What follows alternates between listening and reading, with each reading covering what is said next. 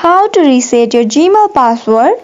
Hi everybody, welcome back to TechTube. I am back with a new video of how to reset your Gmail password. So if you have forgotten your Gmail password and you are unable to sign into your Gmail account, I'll guide you on how to reset your Gmail password. Watch till the end to know how. So to get started, what you're gonna do is open your Gmail, any Gmail, doesn't matter, and then click on that menu bar. Once you do that, scroll down and click on help and feedback option. Upon clicking that, you will be appeared with the help section. Now what you're gonna do is click on that send feedback option and then click on get started.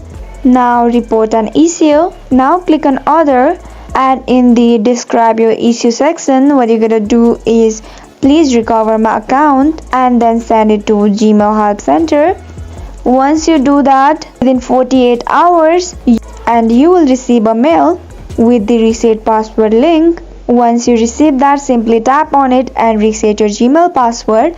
So this is how easily you can reset your Gmail password.